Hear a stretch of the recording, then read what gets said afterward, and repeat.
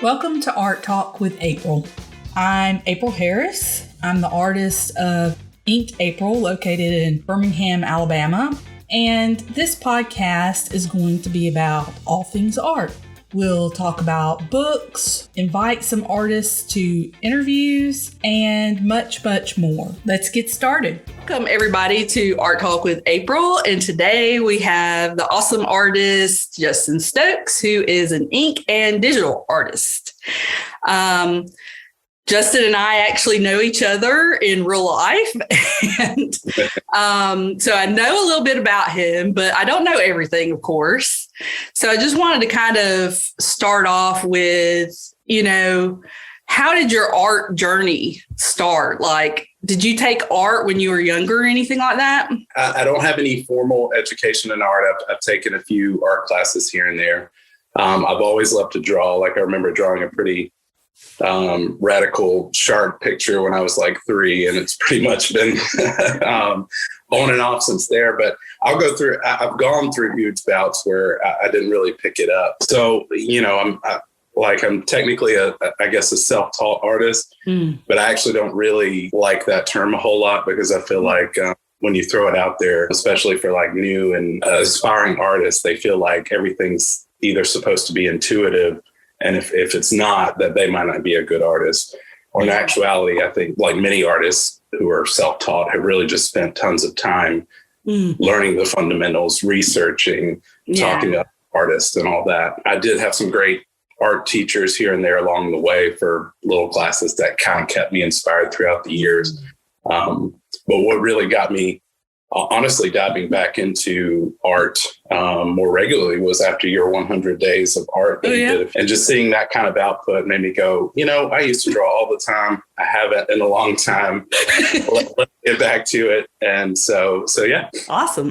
Well, I mean, like when you're talking about, like not liking the self-taught artist label, I don't really like that either, because I don't think it's fair, honestly, because in my experience, I feel like, I'm not going to say that my art degree serves no purpose, but at the same time, even if you have like a degree or some kind of classes or whatever, you still had to figure it out on your own. So I don't know that it's really something to, like, that's an old way of thinking, I guess, like an industrialized kind of way of thinking where you're like, you need to have a college degree and, have your certificate. Yeah, exactly.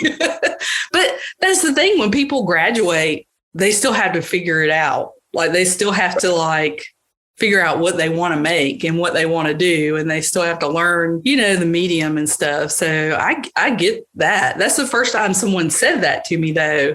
So that's interesting. I've seen other artists struggle with, I can't afford art school, and, I'm having trouble. At this point, I've even had younger artists come up to me at shows and kind of ask me questions as if I know anything about anything. I don't think anyone really does. Right. We're all flailing until we nail it. But essentially, it's just, I think the amount of time you spend, my advice is always, kind of the videos I watch, some of the books I like to read, and letting them know that, I use tons of references. It's not like I just magically got good at this. It's just something I wanted to practice. Yeah. And learn. And I don't think enough people take that. I don't know. I guess there's a concept that being an artist is some kind of like magical skill. Yeah, and you just know, and you're just born with this thing, you're naturally talented or whatever. And people actually say that to you. Oh, you're naturally talented. You're just amazing. And it's like, well, no, I drew a lot in school. Like I didn't pay attention, and I was doodling for years. And then, So a lot of times when people talk about what's natural, I think of what you're naturally inclined to want to do. And that I think is acceptable. Like I did have a natural desire to draw. Yeah. But the talent didn't necessarily come from that. It was practice. Yeah. Absolutely. I completely agree with that. It is different for everybody. Some people, they may draw a little bit when they're younger, but they don't actually do anything else with it. And it just sort of peters out, you know. For the people who are watching, where are you located at? I'm from Birmingham, Alabama. What is your favorite medium and subject matter currently? So my favorite medium is definitely ink. I love a good pen. I love a good brush. That's definitely what I feel I practice the most with. For the past few years, I do all my color digitally, which has been a phenomenal blessing to me as an artist to have that ability, because while I'm trying to get better at color theory, I don't have that background. Like I can see colors I like and what I love. And doing it digitally allows me to play around a lot more and not commit to colors that I'm going to turn around and go, oh, that. I get that, man. That's right. One of the things, like when I'm working in digital, I'm like, oh, I can move things around. Like I can select parts and make it bigger or smaller, or change the color. Yeah, it's really great. I've even started doing essentially doing my sketch digitally and then printing that out for me to do analog ink over my digital sketch, just because I still have a passion for just that feel of paper and ink. Sure. But getting the composition right digitally, makes a difference. I really like to paint as well, but I'm definitely not as skilled as that. I'm actively kind of working on improving my color understanding, color techniques, paint mixing, and all that. I like playing with clay too. I've sold a few clay pieces, but it's time consuming, and I haven't really figured out how to work it in with my larger body of work at this point. So what kind of clay stuff are you making though? Are you making things that are similar to your ink stuff, or what? I would say so. So one of the projects I did, and I made 3 or 4 of them, is I've got some old VHS tapes, and I took the VHS tapes and would essentially mold various clay things kind of bursting from the VHS tape, like a phantom ghost coming out of the VHS tape. And it's usually an actual old VHS tape, and then sculpted a clay ghost. That's awesome. And then, it looks pretty neat. And then from there, I painted it, then put resin as the coating over the whole thing. And so it kind of looks like the videotape's kind of morphing into this phantom. So some things like that are really neat. And I sold, I think, all of those. But they took a long time. Yeah, I imagine so. That's one of those mediums that I don't have a lot of experience in. Like one of the very few is like clay and pottery and sculpting kind of things. I've never really done that. So that's interesting that you're doing that, because I see a lot of artists kind of doing that as well. Like, but you know how you see a lot of like the artists that are really well known, they do oil paintings and things like that, but then they're also doing these other mediums and taking it further and that kind of thing. Right. Yeah. Yeah. So it's really interesting that you're doing that. I think that's pretty cool. What would you say is your art style, or like the vision for your work? And I mean, I know that changes and, it's constantly developing, but what would you say? What would you call it? So basically my subject matter, it's dark, but for me, it's not in a hopeless way or a disturbing way. So there are 2 Japanese phrases that I'm really fond of that I think sum up, to me anyway, that I've taken on as kind of directing what my work is. And the first is mono no owari.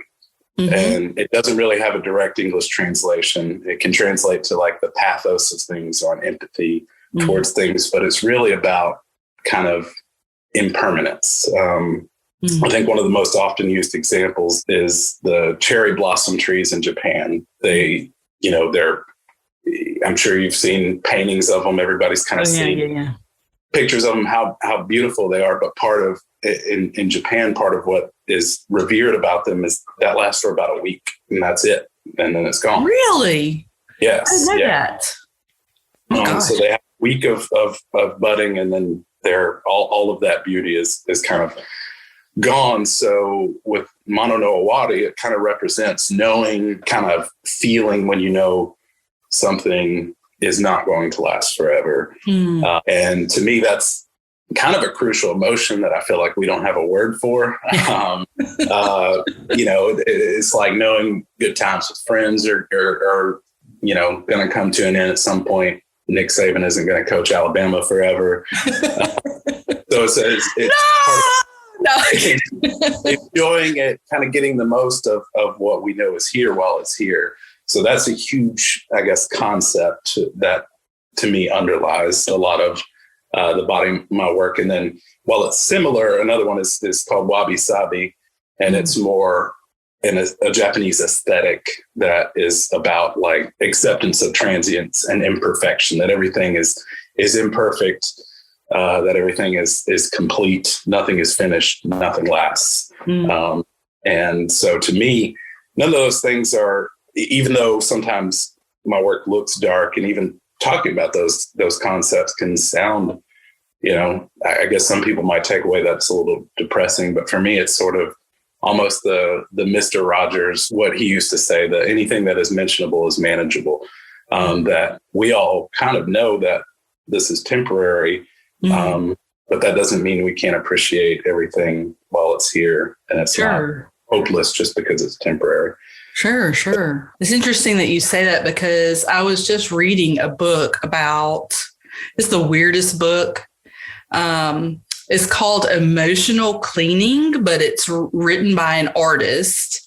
And I mean, he's going off into all kinds of, I don't know that it's like a spiritual thing or if it's a therapeutical thing, but he was basically talking about how, a lot of people, they kind of run away from the negative, and like, they're just like, like, don't look at that, don't talk about it, and then I'll be happy.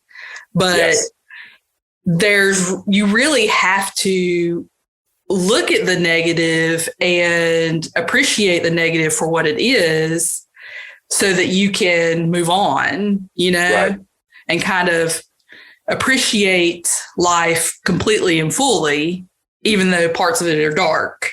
Right. I guess. So that's really, yeah. And then you use a lot of like pop culture references and stuff like that. And some of your stuff is really cleverly done, it's got a little. So I mean, a lot of that like is so that talking about that kind of complicated thread, it's just like, but sometimes I do just make something because I'm like, I think that's funny. Hilarious. Or, it might be as simple as trying to just capture a little bit of childhood nostalgia or something like that. So it's not all, a web of complicated philosophy, tacking it all together. But well, do you ever feel like when you make some of that stuff that somehow that is kind of part of it, like, oh, absolutely. To me, it is quite often. And but I know that probably doesn't, if you looked at it all together, not many people without hearing that from me would necessarily take that away. But yeah, that's true. Because and I mean, that's part of it, isn't it? The viewer, the person who's looking at the work, they come away with whatever it means to them, Because occasionally, especially the little pop culture references, I might get still a compliment, but somebody will just be like, "Oh, that's cute," and to me, I'm just like, I mean, that's fair. I wasn't thinking cute when I did it, but you're like, cute, cute, really? Yeah. Oh no, that's awful. That's one of those things that, like, and we've talked about this before, about me being, like, going to a show, like having a table and selling work and stuff like that. One of the things that really kind of, it's not the main thing. There's like a million reasons why I'm like, I don't know, I want to do that. But at the same time, it is one of the things in the back of my mind is imagining being behind a table with my work everywhere, right? And then somebody coming by and like making comments. Have you had like one of those situations where you're like, what did they just say? I've probably had minor run-ins, but for the most part, like everybody's been, I've encountered has been exceptionally kind, and at worst, anything that they've said has just been something I've mildly disagreed with. I've never really had anybody come up and just be like, ugh, that's gross or weird or anything like that. I've definitely had people say, oh, this is weird, but it's usually followed by, I love it. Like, that's good. And so I've definitely seen a few. I think probably the most negative thing, which to me just isn't that bad, but I've definitely seen maybe like couples browsing my art together, and one of them might really like it, and they're showing their partner the piece, and then the other one's going like. You never really know what that means. Like, right. Does it not match their aesthetic at home, or they're just like, no, I don't like that one. I want to spend my money somewhere else or whatever. Yeah. and at this point, see, that's the stuff that I worry about. It's like, what was that? What were they thinking?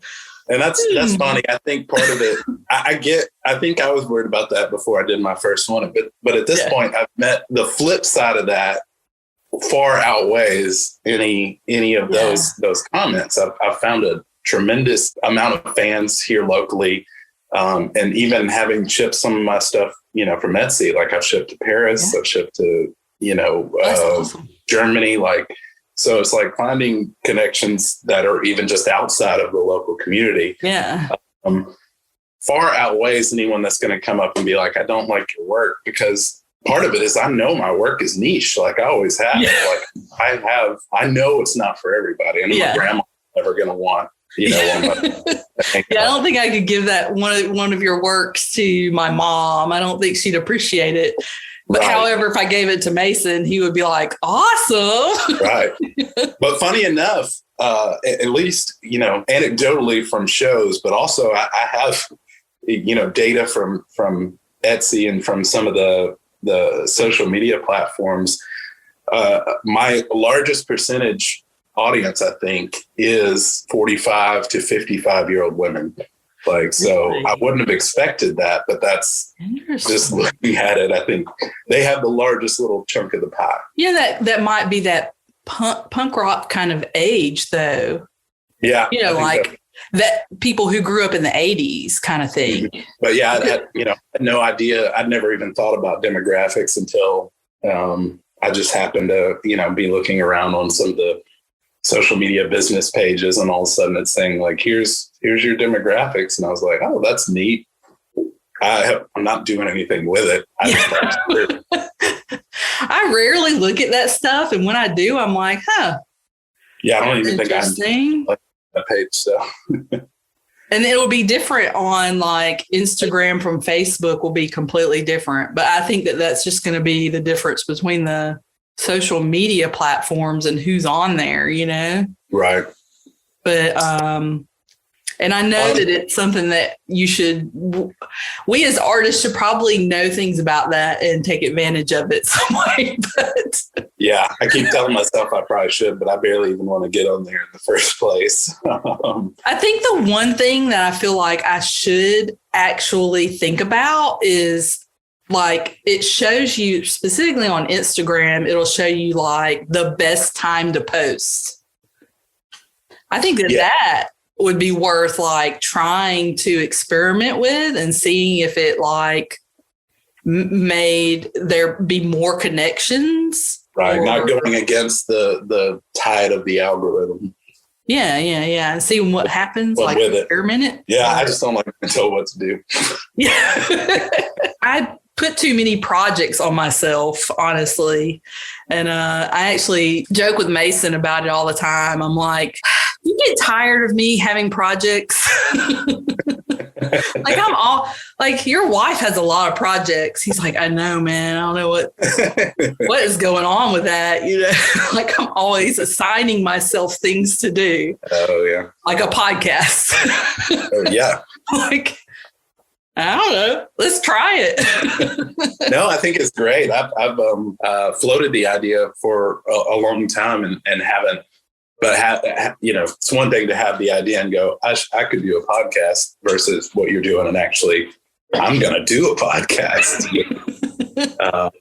because I'm real bad at thinking of all the things I might do one day. Even when I, like even the 100 Days of Art, like you mentioned earlier in that series, like you start working on one of these projects that you've assigned yourself, like the podcast, and then you're like, what am I doing? Why am I doing this? What is this? Do I know what I'm doing? Is this worth doing? And I think that after I've already started.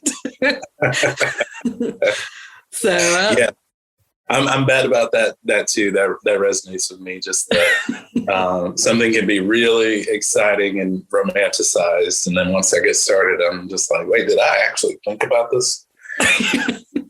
Do I have time to do this? I don't know. So what is one of the biggest struggles that you've had as you've been going along your creative journey?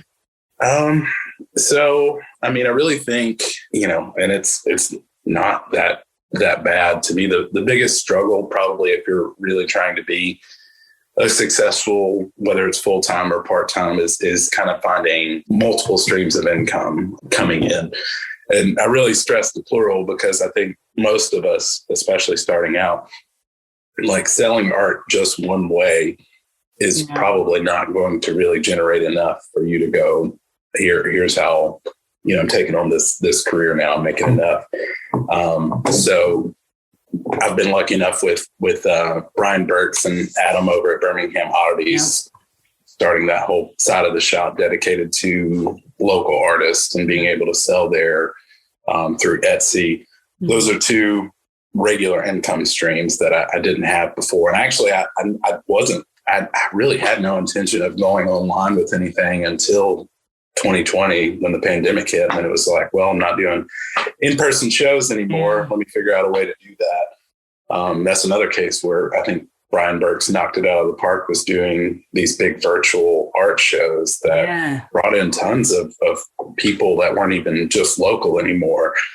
People who were excited to come and do something during those early days of the pandemic. And but that made me get my Etsy out there and all of that. And so those have kind of become two fairly reliable streams of income, while not anything of great magnitude. I kind of know about how much I'm going to make off of those each month. And then the shows are kind of where I'm trying to find a phrase, because it's not hit or miss. They're always a hit, but they're variable, I guess, in terms of how I make and how big they're going to be depends a lot on it. So trying to kind of find all the different ways you can kind of make money while doing this, to kind of, because even if you're just doing it part-time, you want to at least make enough to pay for the time you put in and the supplies you put in and all of that. Bare minimum, you're not even really trying to be an actual, here's my career. You don't want to be in the hole for everything you're doing. Another big thing for me is prints. So selling tons of prints. If I only sold originals, the pace that I work at alone would keep me from making enough, because I can be real slow sometimes with my output. I'll have big bursts and then I'll have slow ones. So that just wouldn't be conducive. But by making prints, it sort of hits a bunch of things that are important to me. It makes my work affordable to a wide variety of people, some people who wouldn't be able to pay for an original. And I've got a few pieces I've done where the prints have far made me more than I would have ever by just selling the original. Oh, wow. Yeah. So, and then I've got plans to do try Patreon and do some Patreon packages this year to see how that works. Yeah. See, I think that would be really cool. I think that you could pull that off. And I think that that's what a lot of artists are doing right now. is the Patreon thing, but it also kind of gives you that connection with people that maybe you're getting like from the shows and things that you do like that, you know? Absolutely. And I've even thought about, I think one of the things, having supported a few musicians and artists that we like on Patreon through the pandemic kind of opened my eyes to how it can be a way to, you know, keep that connection going beyond just that, you know, interaction you had at a show or whatever. You know, I'm not big on, like, I don't do tons of like posts kind of talking about the things that inspire me or things that I think are cool. Most of the time, because I'm just like, I don't know that, like right now I'm kind of broadcasting to a larger audience, especially on like my personal Facebook, even though I have a lot of followers now there just because they've connected to me with art. Yeah. With something like Patreon, I think you kind of know what the audience there is interested in. It might make me go, okay, well, I'm going to talk about this art book I like, or this artist I like, and kind of talk more about my journey as an artist than I do currently. So, yeah. So it's interesting that you brought that up. So like you have a Facebook page and then you have your personal Facebook. How do you feel about your Facebook page? Yeah, it's complicated. And I think especially. And do you think you get more interaction on your personal page versus your Facebook? Yeah, your art page. My Facebook page for my art is hanging on by a thread in terms of, you know, how much value is in there. I'll pick up, you know, occasionally, but I've gotten to kind of keep it posted. But yeah, and part of that's just is what it is, because so what started to happen is, even though I created that page, anytime I'd get credited for something, someone would be like, "Oh, Justin Stokes did this. Justin Stokes." Yeah, tag your personal. And so, so I kind of became like almost like the So Cold Art isn't even that. You know, I started it trying to brand something that would just be identifiable for people, but at this point, it's Stokes. You know, like that's what I'm getting more recognized as. Okay. The So Cold Art. But my Instagram does great. That's kind of where I guess my main social media account that connect with other people, other artists. I think because it's a visual platform alone, but yeah, the Facebook page is but I even tried at one point early on to, you know, when I started getting a bunch of new followers from virtual shows, pointing people to my page, be like, hey, you know, I appreciate because part of it's just like, well, it's my personal page. You know, especially being a parent, like I'm not really wanting to invite tons of strangers into that realm. But, you know, Kim has suggested, you know, just like, well, maybe make a separate profile for your art. That's not a page. Like you just have your artist profile and your personal profile, and you know, see if you grow that and make that work. Yeah, that's interesting. So I've had this discussion with other artists too, and a good friend of mine who lives up in Huntsville who started a artist, kind of like one of those paint party kind of things. She was actually going through that where she was like not getting any action on her actual like company page, her business page. And then strangers were contacting her personal page. And so she was just like, you know, letting these people in, but then people would be weird and she'd have to like kick them back out. I'm like, and you're like, I don't know. You're weird. We go get rid of you. So I was like, man, I don't know. Like I try to steer people towards my actual art page, but it's dying. It's I don't know. And I've heard a lot of artists say that about Facebook. Like it's not really where to go. Instagram is. Yeah, I don't think. I think we're fighting an uphill battle trying to be seen there. In that way, like you gotta spend money or you know do that kind of thing there to get anything. I'm going to try my hand at TikTok. I downloaded it on my new phone, but we'll see how that goes. Yeah. I've done TikTok a little bit, but I mean, it's kind of like if I have a video of something to post on Instagram, then I'll just post it on TikTok and add some music to it. And so that's really all I've done there. But there's some pretty cool stuff over there that people are doing. And it amazes me how creative people get with their video. And I feel like you would be really particularly good at that, because you've been doing video stuff. Oh, yeah. Like that could be like a whole nother creative outlet, Yeah. And I've sort of begun to recognize that, need to stop shaking my cane at it and embrace that aspect of it. Go hang out with the youngsters, Yeah. Oh, fellow kids. Some of that stuff is really cool to me. I mean, I know some of it can be kind of cheesy and they're, doing their dances and all that, but some of it is really awesome. And I'm like, this is like a really creative platform where people are being innovative and interesting and just coming up with all this neat ways of like, kind of like telling a story about whatever it is they're doing, You ought to try it just a little bit. Dip your toe in and see how it feels. Is there anything that you've tried but didn't really work out for you? Like something that you did that was just really disappointing and you were like, no, I don't think I want to do that anymore? I think I'll say that either when I try something, and it's not working out, like it's either going to take more time. Like I'll recognize, all right, I need to put more into this. And it's not always worth the investment. And that's all it is. It's just like, well, I kind of want to do this. It's going to take a lot more work.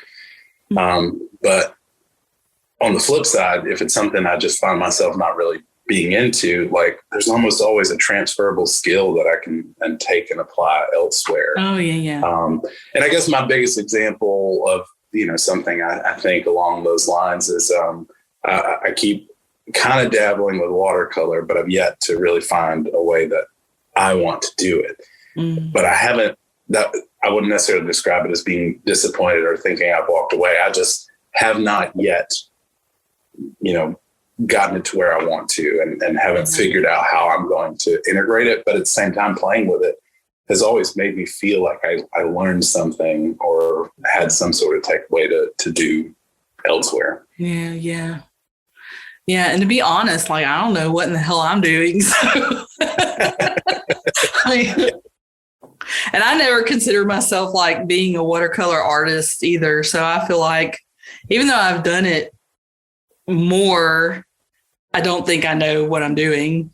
Like I can't really talk about it, Well, yeah. Well, so I think you bring up a really interesting point there, which is like the parts that I do think is sometimes fun being an artist is figuring out something that just, looks good, but it doesn't mean you can really explain how you got there or like really how it works, like why it's working. And I even sometimes, if I don't feel skilled at something, I'll find ways to kind of hide what I feel my shortcomings are. Sometimes I hate drawing hands or feet. So I just find a way to make the composition to where I'm not going to have to, like they're hidden by something or they're, that's a classic move, Justin. That's a classic move.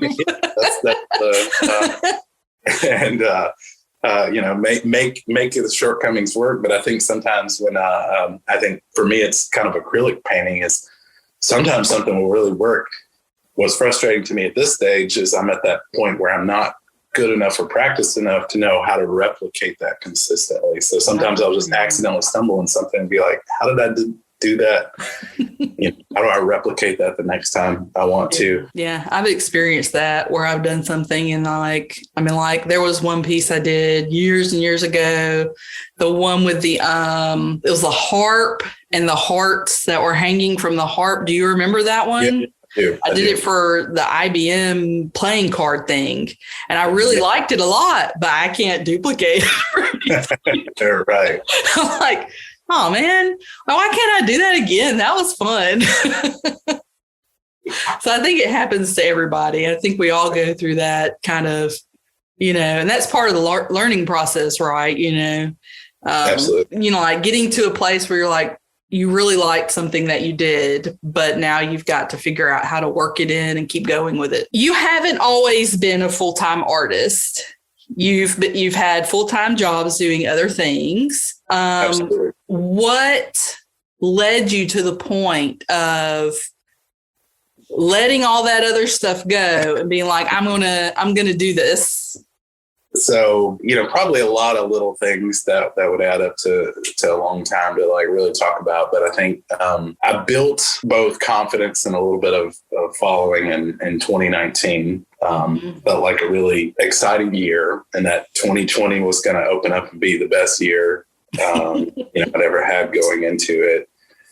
And then pandemic happened, and I was working. I was a project manager in telecom, and we were working from home, and hours kind of came to a point that I just wasn't really happy doing that financially. My wife, Kim, still has her job that she loves. It was making enough income for us to risk losing some of mine. Yeah. Because we knew it wasn't going to drop, it wasn't dropping down to zero, but I was significantly going to drop the income I was bringing in to work at trying to build this more. Part of that is just, it's something we talked about together. She loved the idea of it.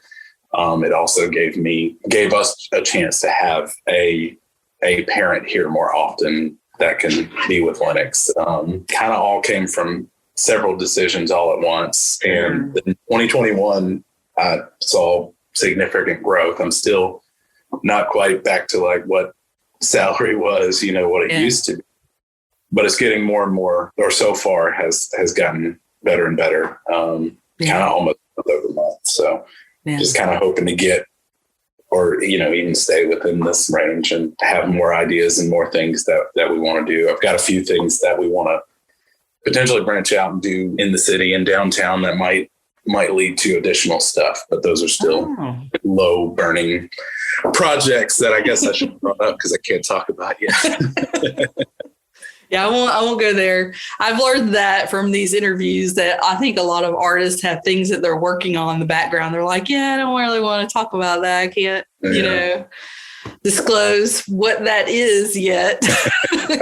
I know that you have a punk rock art show that you went to in Nashville? Yeah, so it's Punk Rock Flea Market. Mackenzie Wallace put that together. She's owns All Hallows LLC. They, all kinds of clothing and everything from tote bags to like really cool shirt designs and stuff.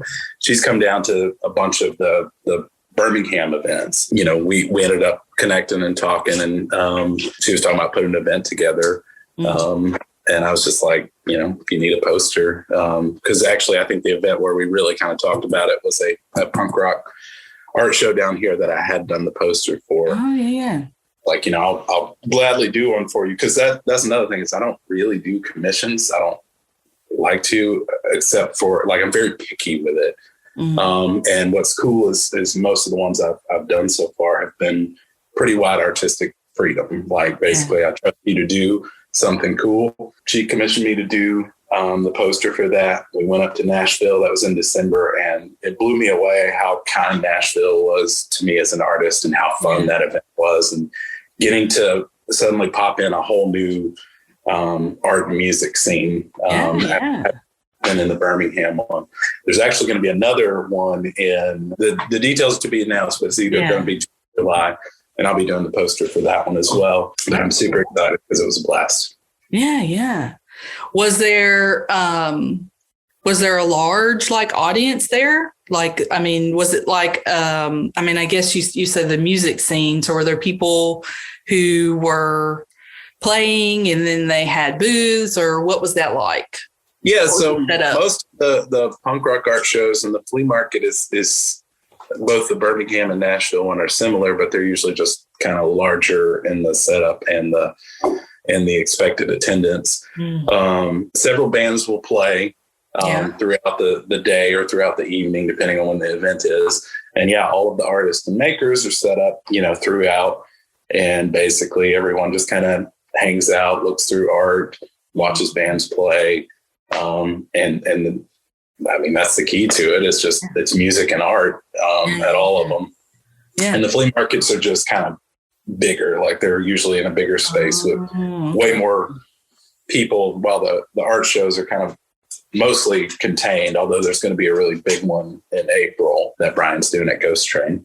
Oh, okay. Okay. Yeah. And I think, it's definitely the niche that you're looking for, right? Is that kind of those kinds of people who are into kind of that same sort of vibe and style of work. And yeah, it's definitely, so it's like you found your people. Right. Definitely. Not that you didn't already know them. Right. I've been on a quest for my people. So that's definitely the first and my favorite audience, because that's, my background, going to punk shows, playing in punk bands eons ago. Yeah. And so I love to see that energy to listen to most of the bands. Occasionally, is what it is. But yeah, it's a blast. But I have found, like, even doing Kahabazar, which was probably the first show since my actual first show, that I was just like, well, we'll see how it goes. Yeah. And it was a record day for me. Like, and nice. That wasn't that punk rock community. That was a more regular.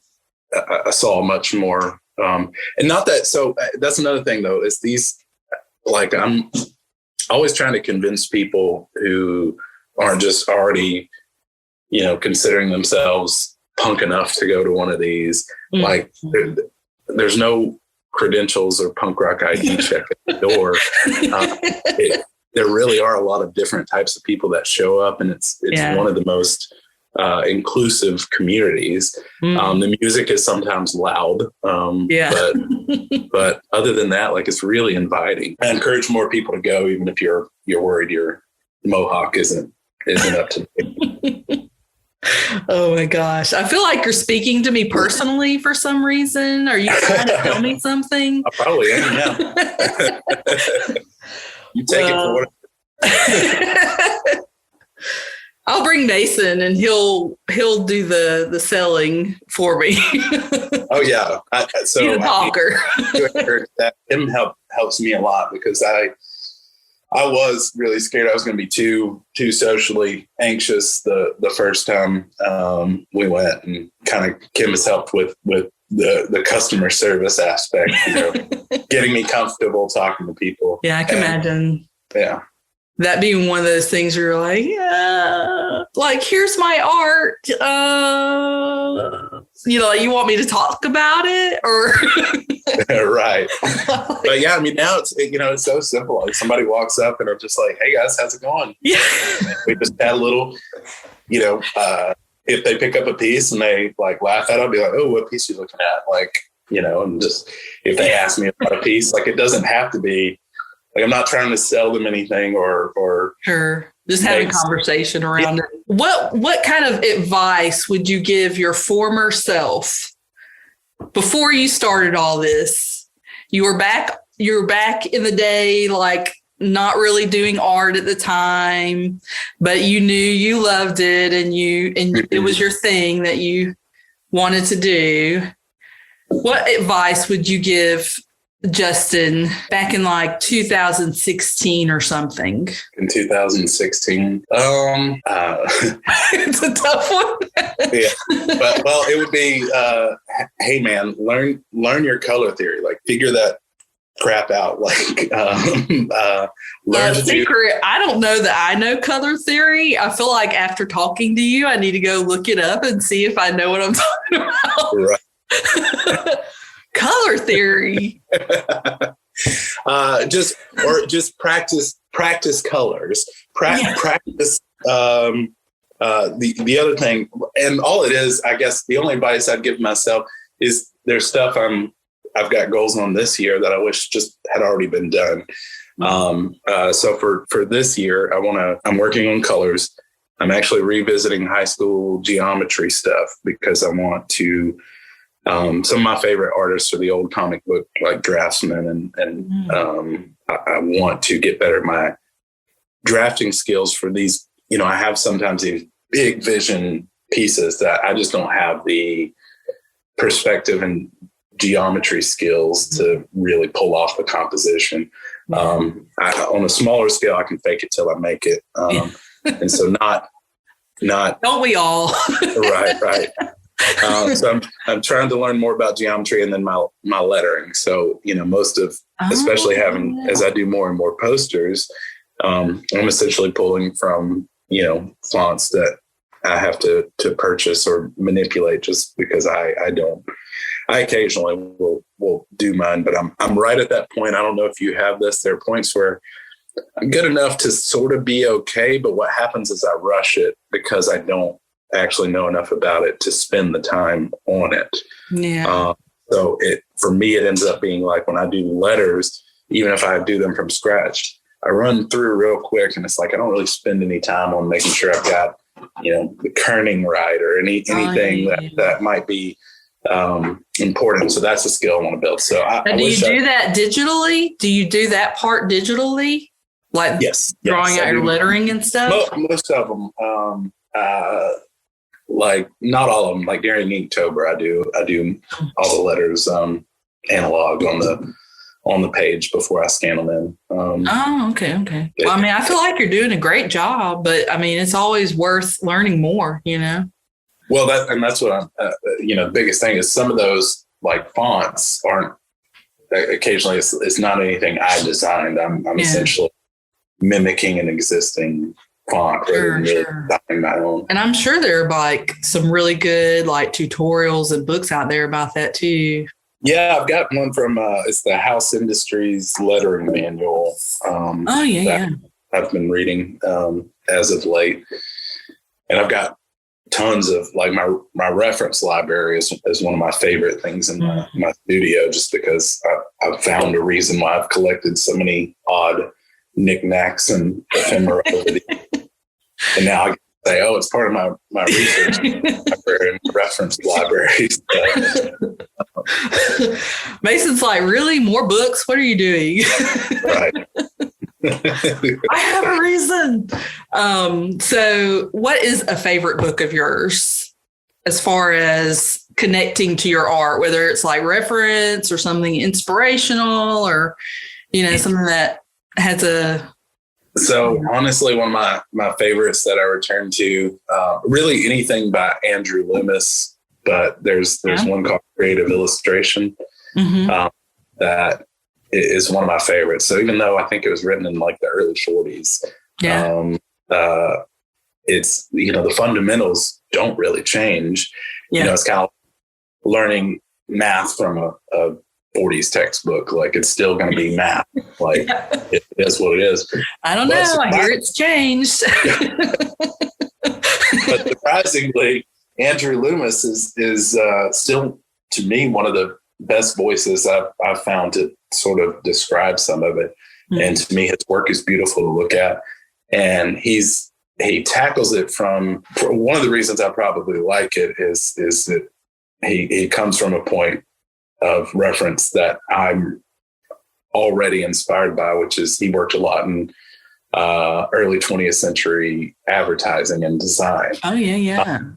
So he would do ads and magazine ads and posters for companies and stuff. And even though that's one of those things that I think a lot of people have traditionally not considered art, that's one of my biggest visual inspirations for a lot of what I do.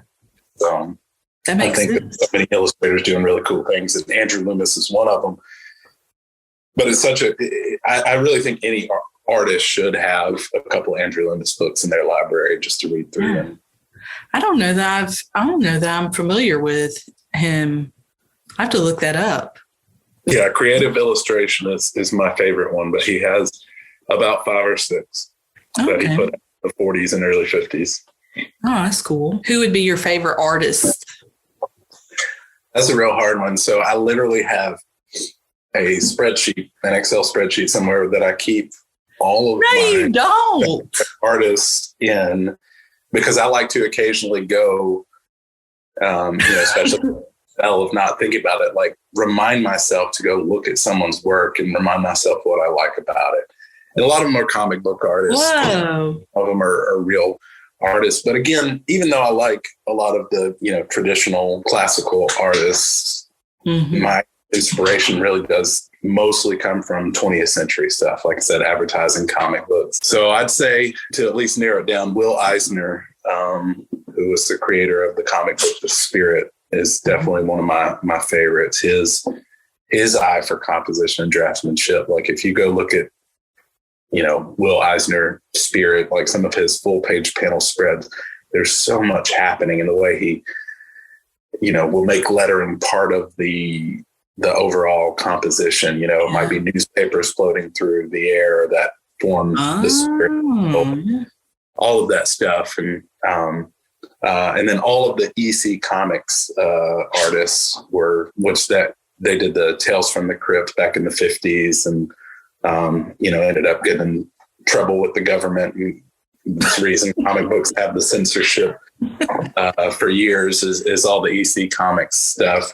But it was so ahead of its time, like both in their, they had science fiction and horror stuff. And a lot of it was, moralistic tales that had these fun twists, but the art was just light years beyond what else was on the shelf at the time, really. So like Jack Kirby, Graham Ingalls, Johnny Craig, a bunch of those guys.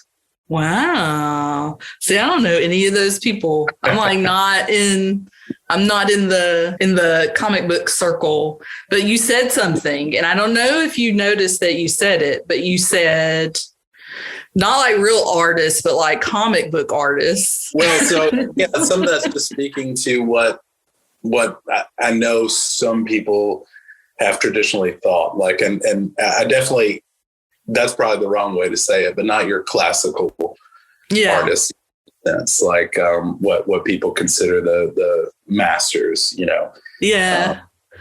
most of these are all of these comic book artists that I love were basically, teens and 20 somethings just out of draftsmanship school, or drafting school, that ended up accidentally working at for a horror comic that they didn't necessarily think they were going to do, but then they failed at it, blew it out of the park. And that's crazy. So I think a lot of times, especially from that era, a lot of those guys didn't want to call themselves comic book artists. They felt like they were doing something lowbrow.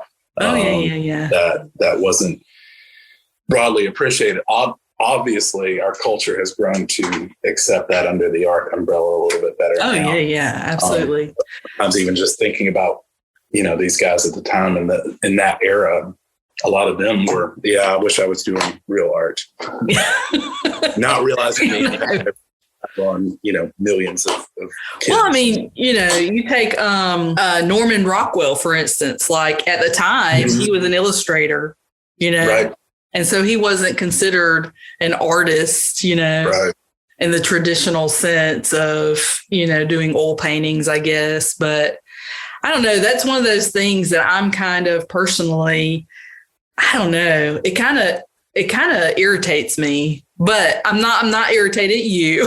That. I knew it was a slip of the tongue because I actually know you, and that you were like, kind of you were finishing your thought or whatever. And you said something that, is sort of like what I guess culturally we think, or have been taught, Right. And I know that you don't personally feel that way or whatever, because obviously there's some of your favorite artists and you collect all of the, so, I mean, that's why I pointed it out. Cause it's like, that doesn't make sense. Why did he say that? Yeah.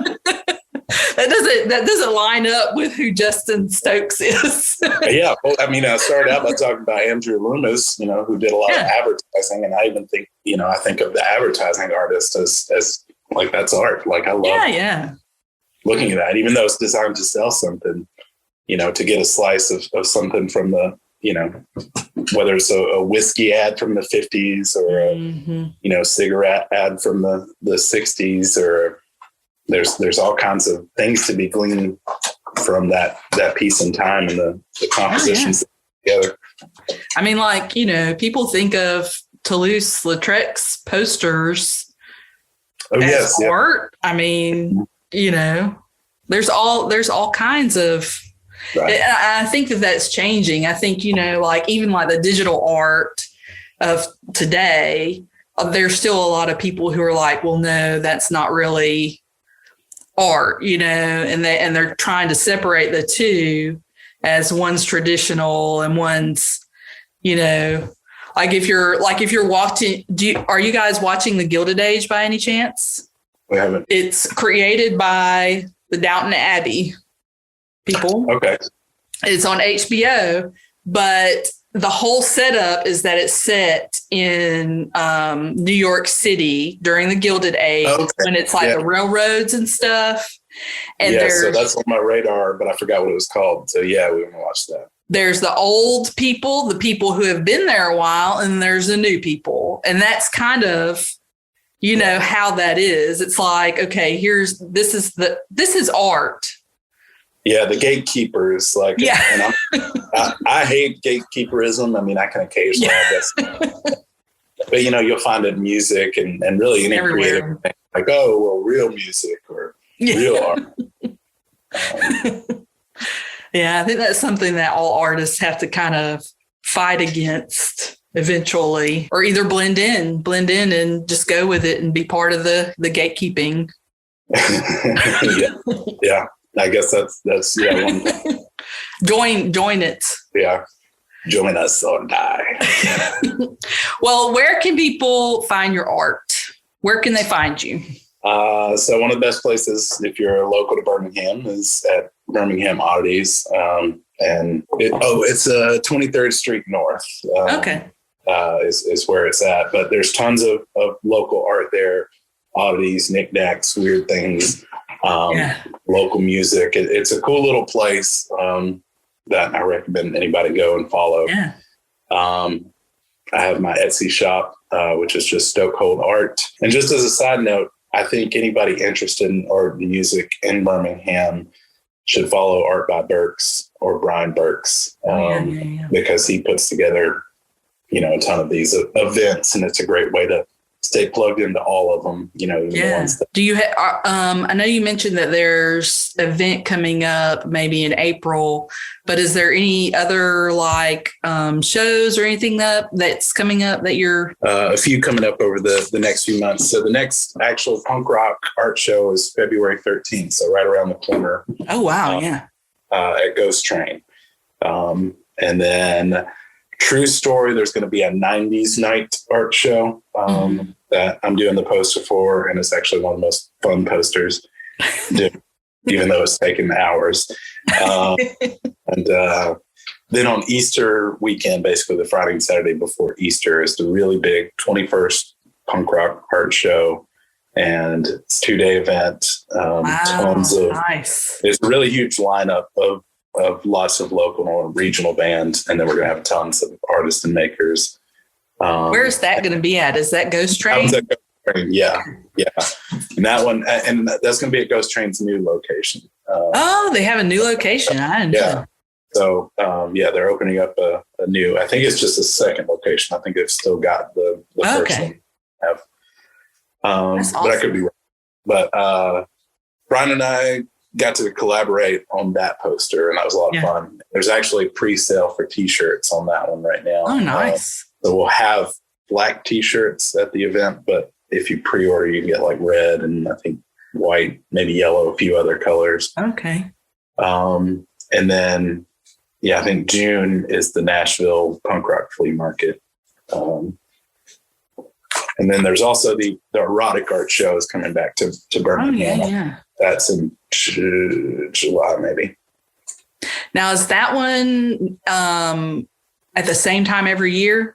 Do they do that one at the same time every year? Roughly, it's always been in the summer, but it wasn't done the past 2 years. Oh, yeah. So they kind of skipped because of pandemic stuff. But and that one's really fun I think, if you're not, I guess it depends on people's comfort level. It's really fun to people watch for me there, like, and just interacting with the people, the customers at that one is different than any other. Everybody, I imagine it's quite the experience. But yeah, if somebody comes up to buy art from you and, their leather mask and being, sorry, what? Oh, how much is that piece, Oh, that's awesome. Yeah, it's really and yeah, everybody was super. The last one I think was 2019 that was there, and Kim and I both went and we had a blast. It was a lot of fun. Yeah, that one does look really fun. Like an interesting group of people. But it is huge. I mean, where is that one usually at? I mean, is it at a? Was at Boutwell Auditorium. Oh, okay. So I mean, it was the whole auditorium floor. Wow. Filled up with artists, and you had several kind of unique, like almost like carnival sideshow shows happening, and some women who could do I forget what it's called, but where they're like up on the hoop, like swinging and doing like trapeze, it's not called stuff trapeze. Like that. So it's kind of a bit of a carnival atmosphere as far as the entertainment. But then it's kind of just browsing a flea market full of erotic themed stuff, which varied all over the place. And I sold a lot of stuff that night that wasn't even within that realm. Yeah. But you have to have enough of it to really be able to go be an artist there. Like they won't let you if you don't have anything erotic at all. Like we don't know if you're gonna fit. Right. But it was, there's so many just interactions we had that night. It's just like, it's really, really fun. Good times. Hear that or see that. Well, thank you so much for talking to me today. And everyone, if you want to see some really cool art, go see Justin Stokes. Is a Stokehold_art. On Instagram, yeah. Stokehold _art. Yeah. Right. Stokehold, kind of like chokehold, but really a stokehold is the part of old ships where they would stoke the fire. I didn't know that. Where the name comes from. But thank you so much for inviting me to do it. All the kind words, and it was really fun talking art with you. Yeah, it was a good conversation. Yeah. Thank you for listening to Art Talk with April. I hope you enjoyed the show. Please subscribe.